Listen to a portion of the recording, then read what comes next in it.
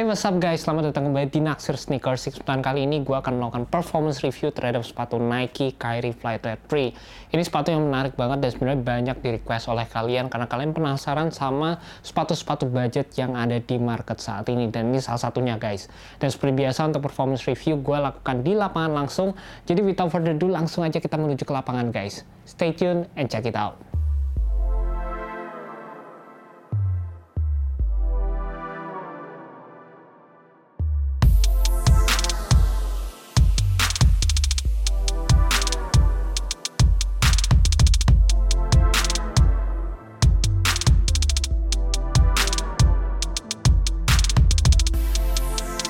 Oke guys, first kita mulai dari tractionnya dulu. Traction di sepatu ini menurut gua standar, nggak yang bagus banget, tapi nggak juga yang jelek banget guys. Di sepatu ini kalian mendapatkan traction yang menurut gua key point-nya sendiri ada pada durabilitas dari rubber yang digunakan. Kalian bisa lihat sepatu ini menggunakan solid rubber outsole dan terlebih lagi rubber yang digunakan menurut gua cukup tebal.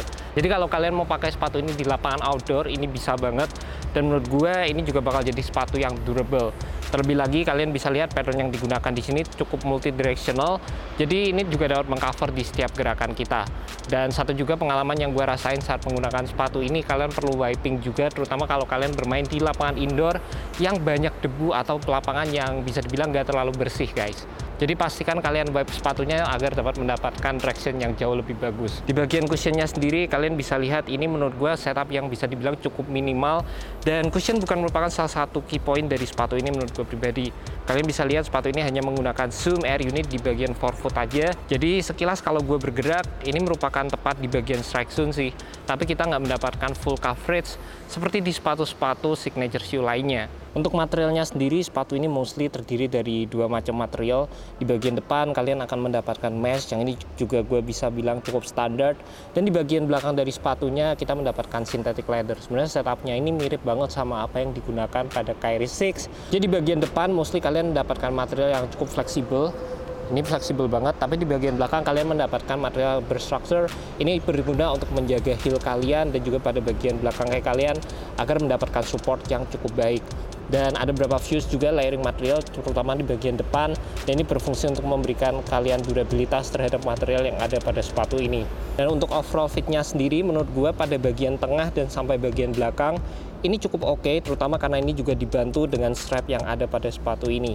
Tapi memang pada bagian depan dari sepatunya gue kurang begitu suka, karena saat kalian lace sepatunya, di bagian sini ini kerasa kayak ada dead space, jadi ini ada kayak volume. Yang ini menurut gue juga memberikan fit yang kurang nyaman, terutama di bagian depan kaki gue. Tapi untuk overall fitnya sendiri, menurut gue ini masih fit true to size. Jadi pastikan kalian beli sesuai dengan regular size kalian masing-masing. Di bagian cushionnya sendiri memang ini hanya terletak pada bagian forefoot aja, dan ini merupakan area yang bisa gue bilang cukup kecil.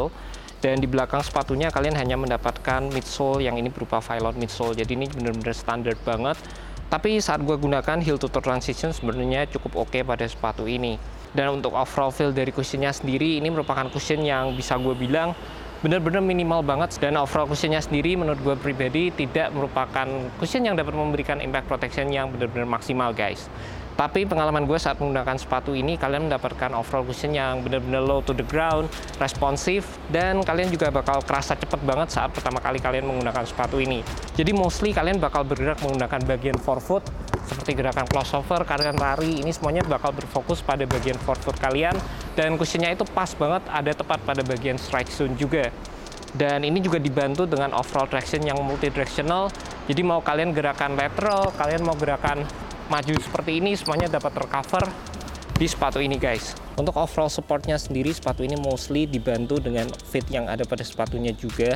Jadi pada bagian tengah kalian mendapatkan strap yang ini berfungsi untuk memberikan kalian midfoot lockdown. Dan pada bagian belakang sepatunya dimana ada heel counter dan ada struktur juga dari material synthetic leather pada sepatu ini. Terlebih lagi pada bagian bawah kalian juga akan mendapatkan torsional support. Dan untuk overall supportnya sendiri gue bisa bilang ini cukup standar dan cukup disayangkan karena pada bagian samping dari sepatu ini nggak ada outriggernya sama sekali.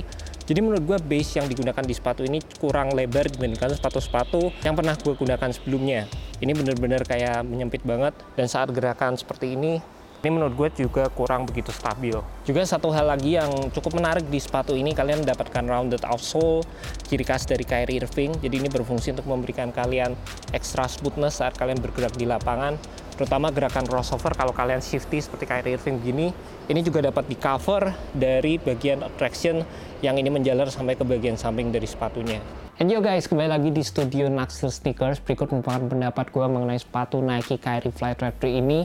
Dan by the way, sepatu ini bisa kalian dapetin di Hoops Point dengan harga Rp1.099.000. Jadi menurut gue pribadi merupakan budget shoe yang benar-benar affordable banget. Dan kalau kalian tertarik sama sepatu basket lainnya, kalian juga bisa langsung check out di website dari Hoops Point. Gue udah masukkan link di bawah, jadi kalian tinggal klik dan langsung menuju ke website dari Hoops Point guys.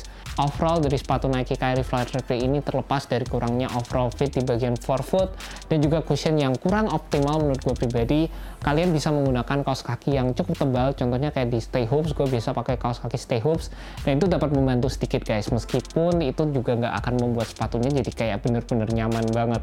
Terlebih lagi menurut gue pribadi, sepatu ini memiliki kelebihan pada bagian tractionnya sendiri, dimana sepatu ini memiliki traction yang bener-bener tebal banget. Jadi kalau kalian mau pakai di lapangan outdoor, kalian bisa banget untuk menggunakan sepatu ini guys. Dan terlebih lagi untuk overall konstruksinya sendiri, setupnya sendiri, menurut gue ini benar-benar mirip banget sama apa yang diberikan di Nike Kyrie 6, dan memang ini merupakan versi budgetnya guys. And that's about it guys, thank you so much buat kalian udah nonton video kali ini. Thank you juga buat Hoops Point.